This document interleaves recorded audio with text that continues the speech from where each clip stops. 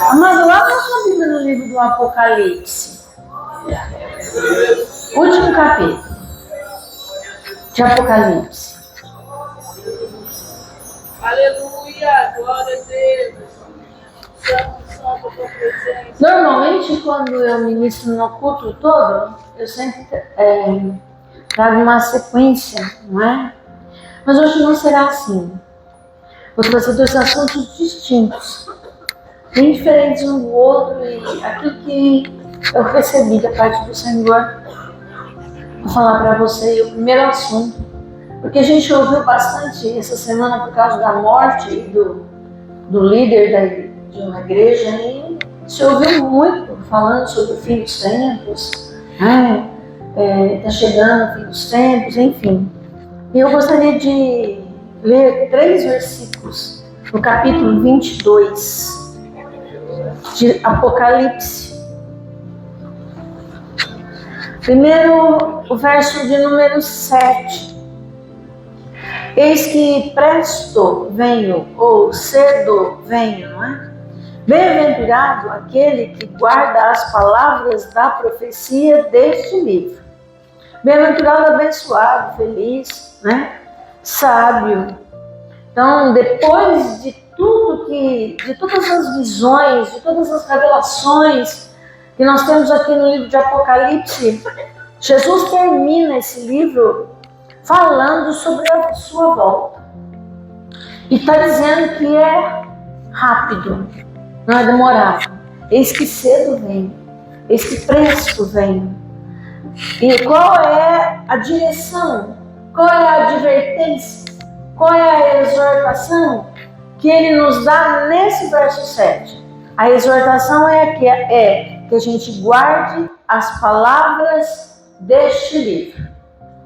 Então, ele dá uma palavra profética e em seguida ele fala como nós temos que agir acerca disso. Ele diz: eu venho logo e você vai ser abençoado se você guardar as palavras deste livro. Você guardar as profecias deste livro. Então, a volta de Jesus está diretamente ligada com a nossa disposição em obedecer a palavra de Deus. É isso que o texto está dizendo. É isso que Jesus deixou aqui no finzinho do livro. No finzinho de toda a revelação. O outro versículo que eu quero ler, que não é diferente disso, está no 12. Versículo 12. De novo, diga novamente. Eis que cedo venho. O meu galardão está comigo, para dar a cada um segundo a sua obra. Qual é a lição? É outra exortação.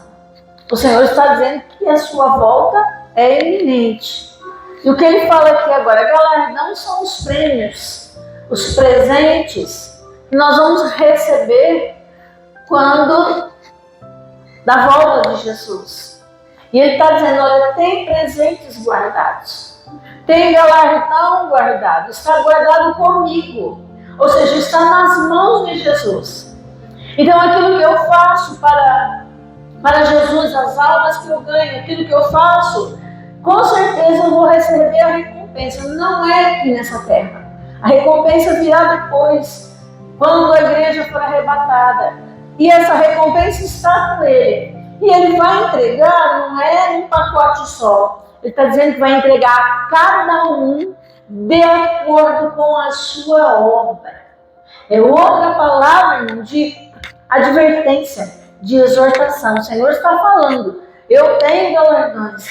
Você está fazendo algo para a obra do Senhor? Então fique em paz, porque com certeza Ele tem na sua mão, está na mão de Jesus, a recompensa por todo o trabalho que nós temos realizado para Ele. E acho que o trabalho mais importante que Ele deixou para nós, o que Ele espera de nós é as almas, né? É a gente pregar o Evangelho para as pessoas, trazê-las para a salvação, trazê-las para os pés de Jesus. Cada um de nós, individualmente, receberemos da mão do Senhor, na sua volta, tudo o que nós fizemos para a sua obra. Isso é um alívio ou é uma tristeza? Isso é uma alegria em saber que nós podemos fazer a obra do Senhor e ainda que aqui você não seja recompensado, ainda que aqui ninguém veja, ninguém te elogie, o elogio e o presente está na mão de Jesus. Eu gostaria de ler um outro versículo agora.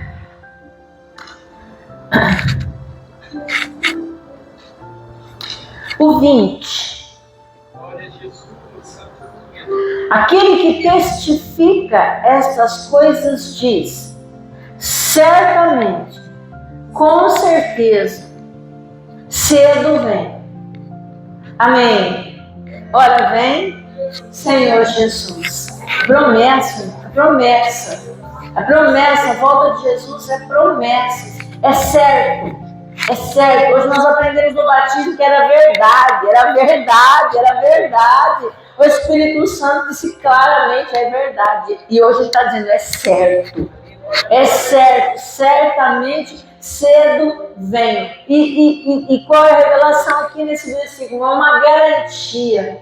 É uma declaração de certeza. E por que essa certeza? Essa certeza, a gente vai encontrar a razão dela no 17. No versículo 17. E o Espírito e a esposa dizem, vem. E quem ouve, diga, vem. E quem tem sede, venha. E quem quiser, tome de graça da água da vida. Diga o Espírito e a esposa. É uma parceria entre o Espírito Santo e a igreja. Há uma parceria entre o Espírito Santo e a noiva. Irmão, toda a Bíblia nos adverte para olhar para o que o Espírito Santo de Deus está fazendo. Irmão, sobre a volta de Jesus, há 108 passagens na Bíblia falando e trazendo revelação sobre a volta de Jesus. A gente não pode viver aqui como se isso não fosse acontecer nunca. Pode acontecer de um momento para outro. Jesus aqui no verso 17, ele muda de uma advertência para uma declaração de certeza, quando a noiva de Cristo se juntou ao Espírito Santo para pedir a Jesus que ele venha. O Espírito Santo e a noiva, a igreja, estão juntos, pedindo, vem Senhor, vem Senhor. Quem ouve, diga vem. Quem tem sede, vem. Quem quiser, tome de graça, venha. É o grito do Espírito Santo. Não é o seu não, irmão. Em algum momento assim do seu dia, você não fala por acaso, mas Jesus podia voltar hoje. Não é? Jesus podia voltar hoje. Só que eu vou te lembrar que para você se encontrar com o Senhor Jesus Cristo no arrebatamento, você precisa de uma parceria com o Espírito Santo. Não dá para viver apartado, como se ele não existisse. Ele existe, mora dentro de você. E o grito do Espírito Santo é: vem, Senhor Jesus. Quando Jesus voltar, o Espírito Santo sobe com a noiva. O Espírito Santo é o amigo do noivo. Ele vem, ele está avisando: olha, o noivo está chegando. O noivo está chegando. Eu expliquei isso na sexta-feira do culto que eu disse aqui. Que lá em Israel, na época do casamento, o noivo ia preparar a casa e ele nem sabia quando era que o casamento aconteceria. Era o pai do noivo que sabia. E o pai do noivo, quando chegava a hora de casar, ele mandava um amigo do noivo e avisar a noiva. Irmão, o pai já mandou o amigo do noivo avisar a noiva. Todos os dias o amigo do noivo, o Espírito Santo, Deus Consolador, está dizendo: olha, cedo ele vem, cedo ele vem. Você precisa dessa parceria. Se você deixar a parceria com o Espírito Santo, irmão, sua força, sabedoria e habilidade lhe faltarão. Força para seguir a Jesus, sabedoria e também a habilidade de ganhar as almas para o Senhor. Jesus está às portas, queridos, Jesus está às portas, a trombeta vai soar e nós precisamos da ajuda do Espírito Santo de Deus, porque Ele está gritando, vem, ora vem, Ele está gritando, e a igreja está gritando o quê? O que a noiva está gritando? Se o Espírito Santo está gritando, ora vem, Senhor Jesus, a noiva está gritando o quê, amado? O dia do arrebatamento vai chegar. E você pode estar desapercebido nesse dia como 5 loucas e 5 prudentes. 5 ouviram e 5 ouviram também. As 10 ouviram o grito, mas só 5 estavam preparadas. Às vezes tem gente que só 5 ouviram. Não, todas ouviram o grito. Que triste vai ser ouvir o grito do amigo do noivo dizendo, ele vem, e a gente não está preparado. Não, peraí, Senhor, eu preciso me arrepender. Não, peraí, Senhor, eu preciso pedir perdão. Não, espera um pouco, Senhor, eu estou com a minha vida meio desarrumada, mas daqui um mês mais ou menos eu arrumo a minha vida. Não vai ter esse tempo. O tempo é hoje, o momento é agora de nós nos colocarmos na presença do Senhor com a ajuda do Espírito Santo para ficarmos gritando, ora vem, Senhor Jesus. Maranata, Maranata, ora vem, Senhor Jesus. Irmãos, não é a morte desse ou daquele líder, não é, irmão, ninguém sabe o dia e a hora, só o Pai. Mas no momento desse, nós vamos ouvir o grito. Olha o noivo. Olha o noivo. Não abrir e fechar os olhos. Olha o noivo. Eu começo o culto desta noite dizendo, Maranata, Senhor. Ora vem, Senhor Jesus. Maranata. Se você tem que arrumar alguma coisa, arrume logo. Arrume logo, porque o Espírito está gritando, ora vem, Senhor Jesus. O Espírito está gritando, ora vem, Senhor Jesus. E a noiva tem que gritar também. Quando o Espírito e a noiva disserem, ora vem, Senhor Jesus, esteja certo. Eu não sei você, mas eu estou dizendo todo dia, ora vem, Senhor Jesus. Ora vem, Senhor Jesus. Ora vem, Senhor Jesus. Maranata. Abra sua Bíblia no livro de 1 Coríntios, capítulo 10. Já estou encerrando, mas antes eu tenho que trazer o alerta que o Senhor colocou no meu coração. Você vai estranhar um pouco o que eu vou falar hoje. Normalmente não é um assunto para pregação de domingo à noite. Não é. De qualquer maneira, para mim o assunto é aquele que o Espírito Santo Deus me dá, não é? E se o Deus falou, é porque eu tenho que falar, né? Então, 1 Coríntios capítulo 10, na verdade eu vou pregar um versículo só, mas eu vou ler do 1 ao 21, para você poder entender o 14, que é o que eu quero ministrar, mas nós vamos ler todo o contexto. Um texto fora do contexto é pretexto, né? Então nós vamos ler o contexto numa pregação expositiva, mas o meu foco hoje, ainda que para você pareça estranho, é sobre idolatria. Ainda que para você pareça estranho. Você pode dizer, mas eu já sou crente, eu já sei de tudo isso. Não tem problema. Eu não tenho dificuldade para repetir, porque é segurança para vós. Amém? Eu repito todas as vezes que for necessário as mesmas coisas. Então vamos lá, verso número 1 do capítulo 10 de 1 Coríntios. Coríntios, irmão, antes de Deus te dar um esboço para você, era uma cidade com uma cultura bem complexa e influências pagãs que afetavam a igreja. A influência da cidade, o paganismo, a imoralidade estava afetando a igreja. Paulo fundou a igreja de Coríntios e foi, né? E aqui quando ele escreve as duas cartas, a de 1 Coríntios e a de 2 Coríntios, Paulo está em Éfeso. Paulo ficou 3 anos em Éfeso. E de lá ele ouve falar de problemas que estavam acontecendo dentro da igreja. Qual problemas? Havia divisão na igreja.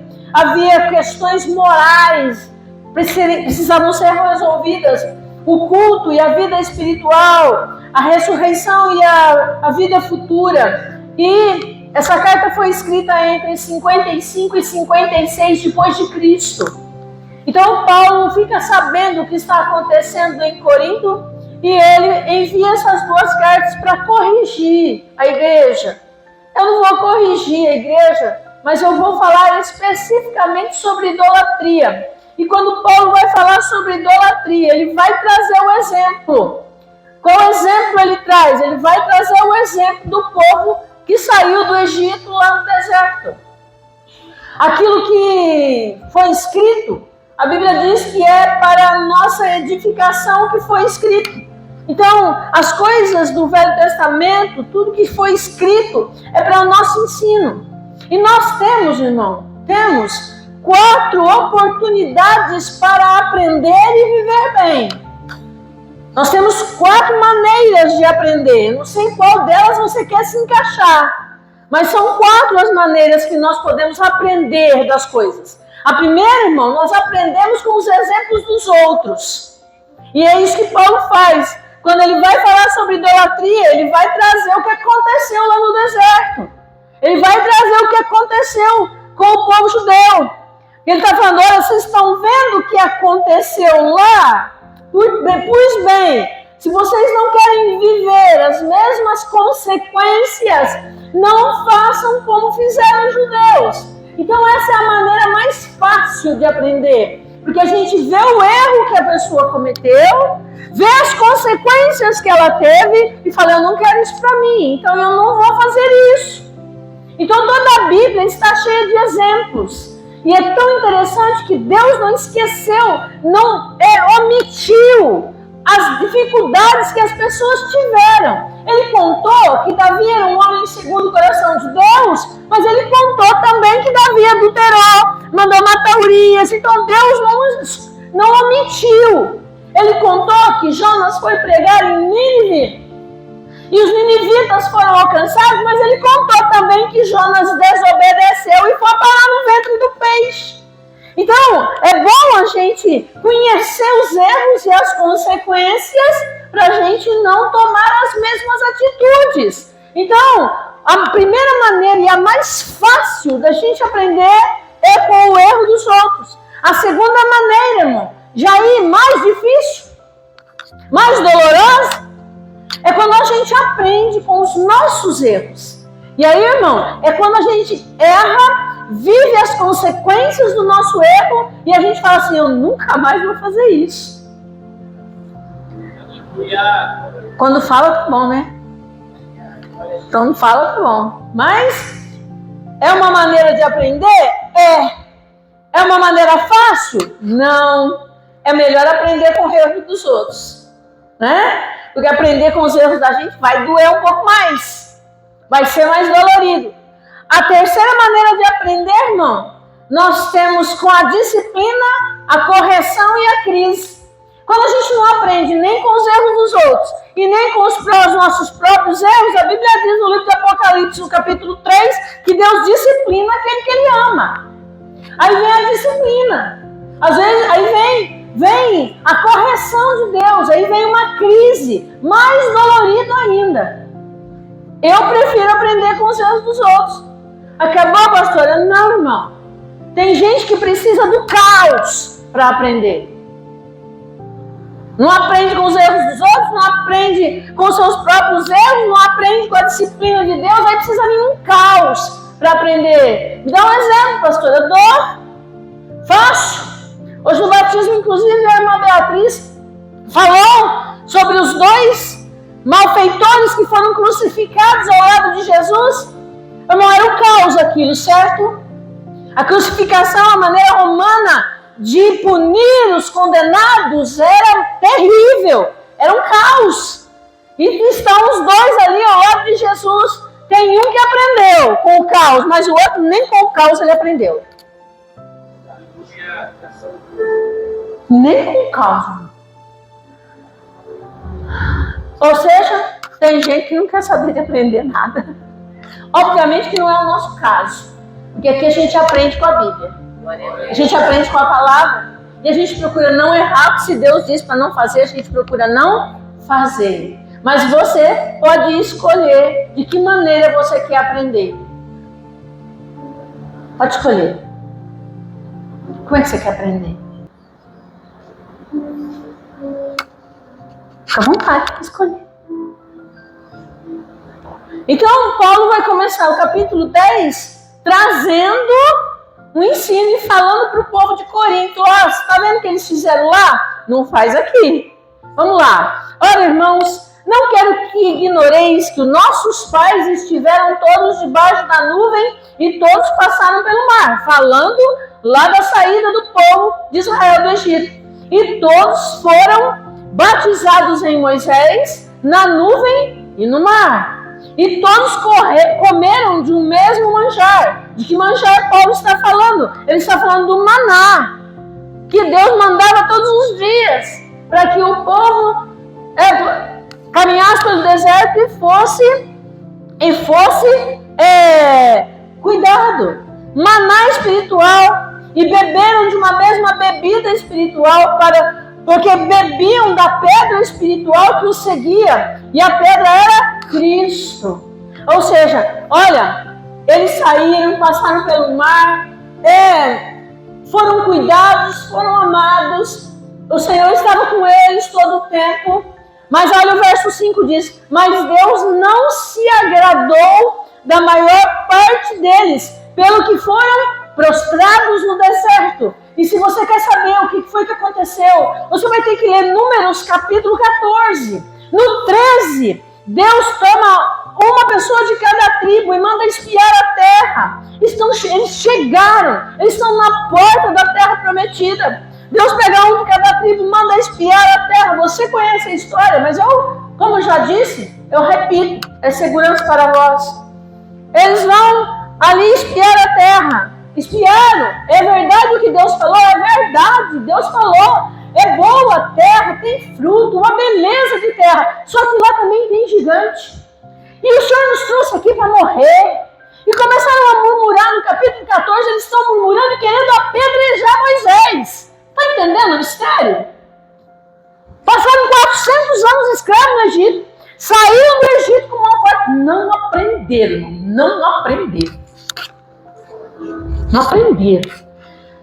Aí começaram a murmurar. Deus não se agradou deles. Enfim, não vou lhe contar a história, porque vocês já conhecem. Todo esse povo aqui, só Josué e Caleb, que entrou na terra prometida. Todos os outros caíram no deserto. Muito bem, como é uma pregação expositiva, e eu vou falando o que acontece. Verso 6. E estas coisas foram-nos feitas em figura, para que não cobicemos as coisas más, como eles cobiçaram. Ele está falando, olha, foram feitas em figura, ou seja, como exemplo, para vocês não fazerem a mesma coisa. Não vos façais, pois, idólatras. Vamos, fala a palavra. Não vos façais, pois, idólatras. Como alguns deles, conforme está escrito, o povo assentou-se a comer e beber e levantou-se para folgar. Não nos prostituamos, como alguns deles fizeram, e caíram num dia 23 mil. Isso tudo está lá, que eu lhe disse em Números, capítulo 13, 14, né? E não murmureis, como também alguns deles murmuraram. Especificamente esse está em Números 21. E não murmureis, como também alguns deles murmuraram e pereceram pelo destruidor. Está em Números capítulo 10. Ora, tudo isso lhes sobreveio como figuras. Estão escritas, olha lá, para que está escrito, igreja? Para que está escrito? Para aviso nosso, está escrito na minha Bíblia. Tudo isso está escrito para nos avisar, para aviso nosso, para quem já são chegados o fim dos séculos. Olha lá, Acabei de falar sobre o fim dos tempos. Acabei de falar sobre o arrebatamento da igreja. Olha a exortação do versículo 12. Aquele, pois, que cuida estar em pé, olhe que não caia.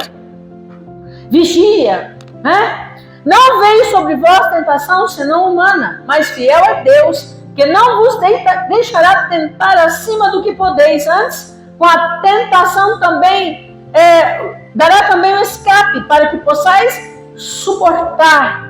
Nunca Deus vai nos dar algo que a gente não possa suportar. Aí verso 14, que é o que eu quero falar hoje, sobre idolatria. Portanto, meus amados irmãos, fugi da idolatria. Fugi da idolatria. Falo como a sábios, julgai vós mesmos o que digo. Porventura o cálice da bênção que bebemos não é a comunhão do sangue de Cristo? O pão que partimos não é porventura a comunhão do corpo de Cristo? Porque nós, sendo muitos, somos um só pão, um só corpo, porque todos participamos do mesmo pão. Acho que eu nem preciso explicar isso, né? Unidade, comunhão da igreja, uma mesma fé, um só Senhor, um só batismo. Nós estamos em unidade. Vede a Israel segundo a carne. Os que comem o sacrifício não são porventura participantes do altar, mas que digo, que o ídolo é alguma coisa?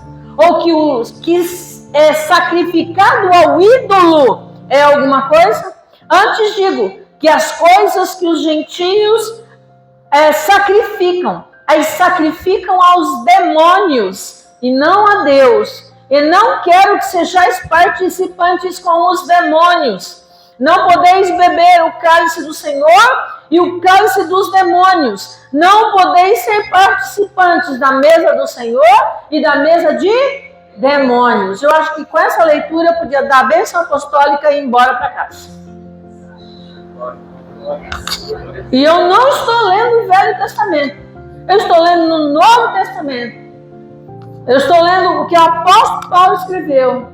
E em 20 versículos ele falou 2 vezes para nós não sermos idólatras. Talvez você não tenha em sua casa uma imagem. Talvez você não se prostre diante de uma imagem.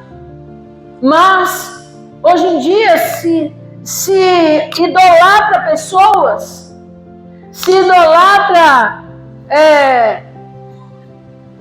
As pessoas fazem loucura por causa de um cantor, por causa de um influencer, por causa de pessoas, irmãos.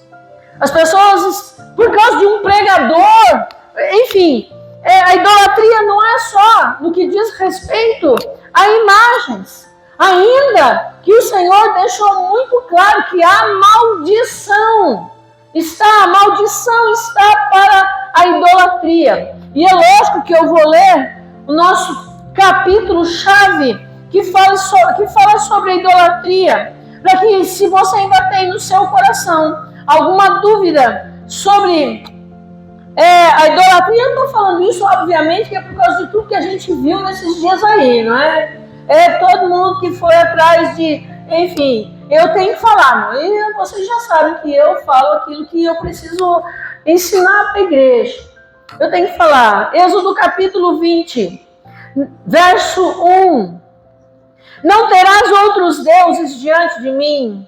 Não farás para ti imagem de escultura, nem alguma semelhança do que há em cima nos céus, nem embaixo na terra, nem as águas debaixo da terra. Não te encurvarás a elas, nem a elas servirás, porque eu, o Senhor teu Deus, sou Deus zeloso. Olha o que traz a idolatria. Sou Deus zeloso, que visito a maldade dos pais nos filhos, até a 3ª e 4ª geração daqueles que me aborrecem. A maldição, irmão, a maldição na idolatria. Por que o povo judeu pereceu tanto, irmão? Porque se prostrou diante de outros deuses. Pereceram no deserto, depois pereceram na Babilônia. E qual era a principal questão? É a idolatria. O Senhor abomina a idolatria. Idolatria é imagens, idolatria é pessoas. Nós não honramos as pessoas, nós não as adoramos. Pessoas a gente honra, a gente respeita, mas não idolatra pessoas. Não se idolatra cônjuge, não se idolatra filho, não se idolatra pastor, não se idolatra ninguém. A única que nós devemos adorar somente é o Senhor, teu Deus adorarás, e somente a Ele servirás.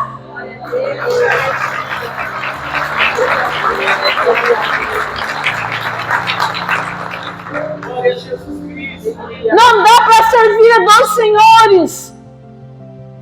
Não dá para servir a dois senhores. A Bíblia diz que não dá. Nós só podemos servir a um Senhor e adorar a um só Deus. A maldição na idolatria, querido. A maldição. Consagração que são feitas a imagens. Nós lemos agora mesmo que são feitas a demônios. Eu sei que você deve estar estranhando, pastor, mas isso não é palavra para culto de domingo. Mas é que eu vi tanta coisa essa semana. É tanta idolatria para um homem só, irmão. Há um só mediador entre Deus e os homens. E esse homem não é aquele ou esse. É Jesus Cristo.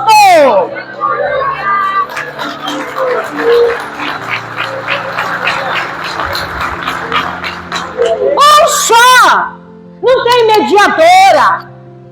Não tem homem. Pastor, mas eu venho aqui e peço para você orar. Eu oro por você, mas você mesmo pode orar, porque Ele te ouve. O véu do templo se rasgou, de alto a baixo se rasgou. E hoje eu posso chegar diante de Deus e posso falar com Ele e posso orar. Quem é o meu intercessor? É Jesus Cristo de Nazaré.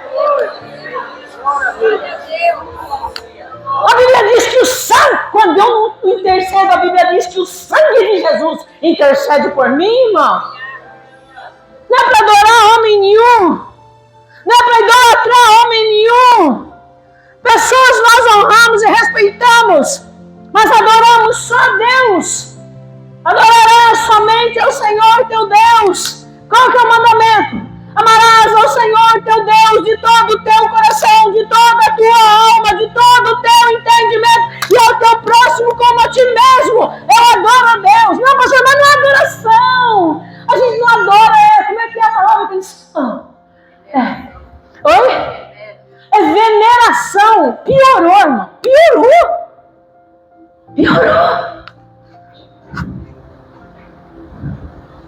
A gente só adora a Deus.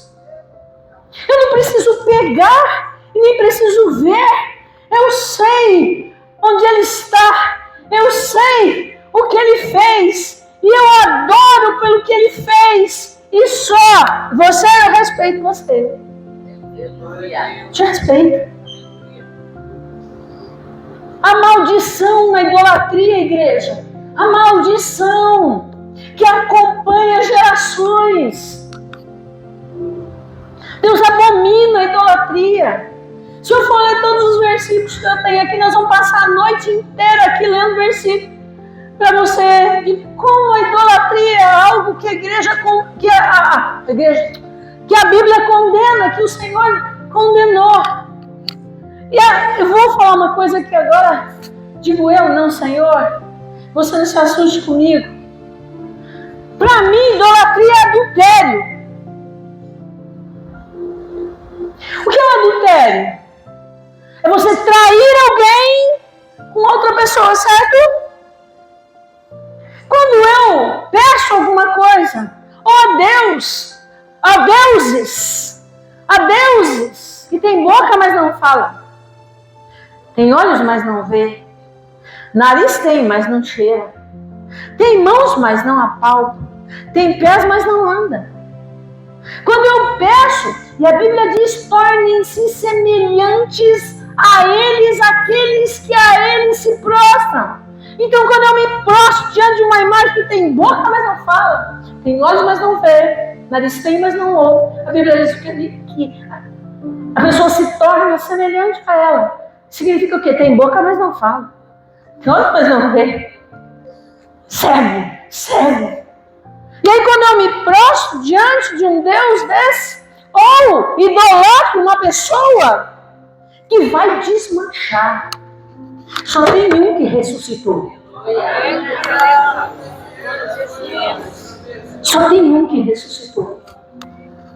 Quando eu me prostro e adoro outros deuses, eu estou cometendo adultério, porque eu estou traindo meu Deus.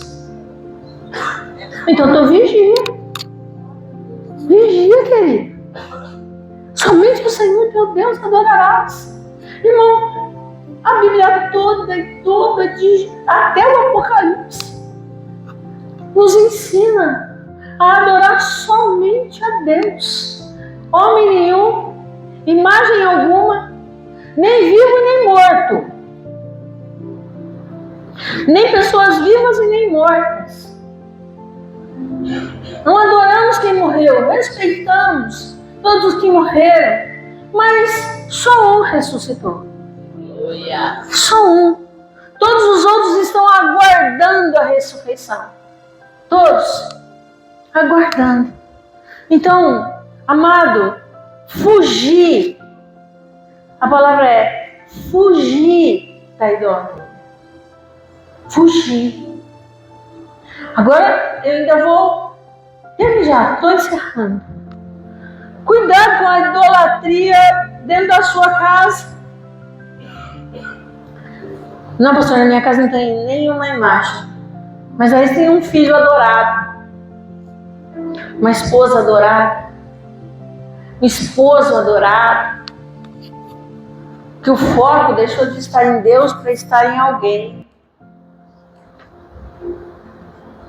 A gente cuida. Deus nos deu filhos para a gente cuidar. A gente vai ter que devolver. É herança, eu vou ter que devolver.